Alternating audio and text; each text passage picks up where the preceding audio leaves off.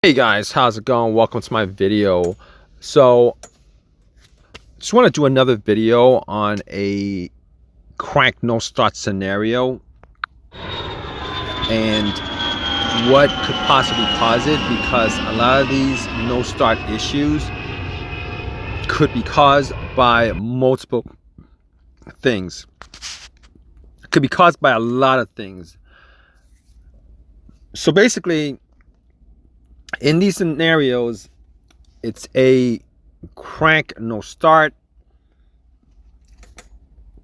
and I just want to pretty much focus on something that a lot of people don't consider as a troubleshooting step at the very beginning, which they should, because it would save a lot of you guys who are having issues with a crank no start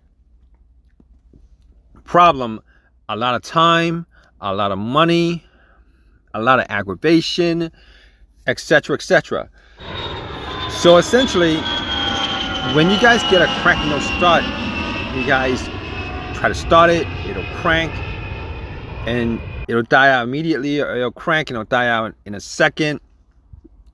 That's a crank no start.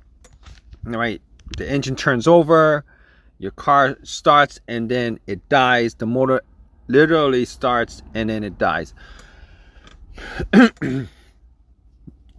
So in these situations, what a lot of people do is they think, first thing they'll do is think that it's got something to do with the car itself, mechanically, electronically.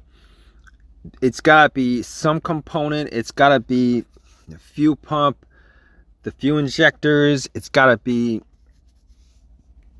a weak battery, weak ignition, fuel relay, etc., etc., which possibly could be the reason why you have a crank no start situation, because there are so many scenarios of why you would have a crank no start situation. It's not clear cut and to the point, so you guys would have to troubleshoot.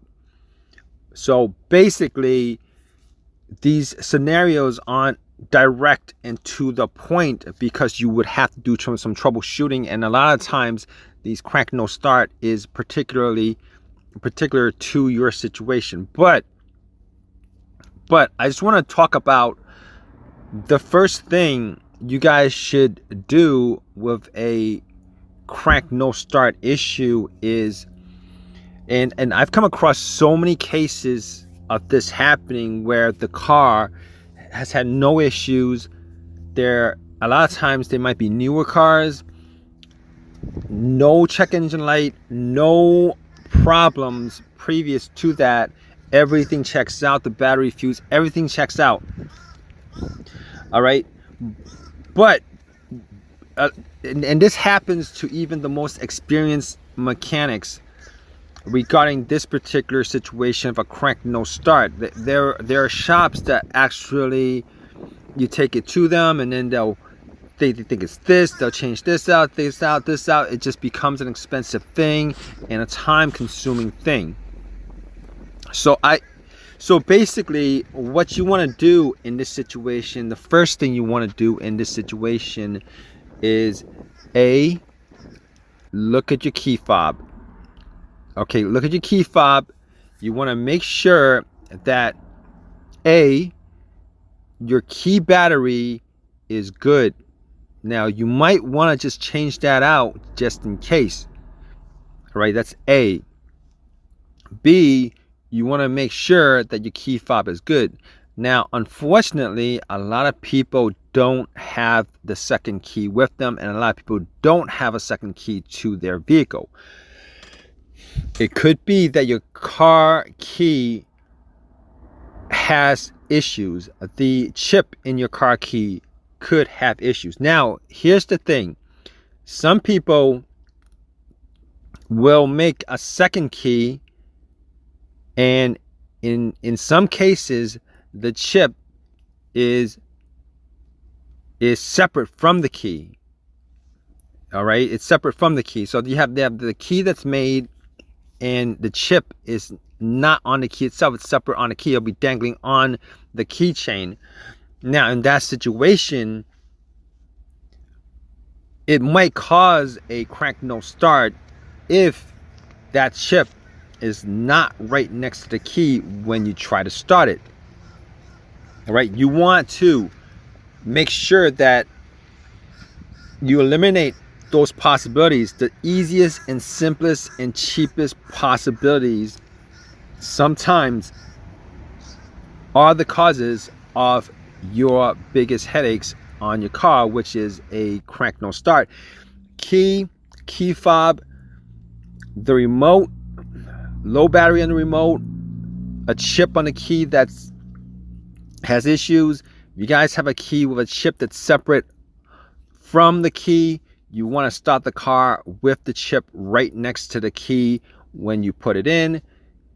Those kind of issues could save you so much time, again, so much money, so much aggravation, so much worrying, guessing, etc., etc.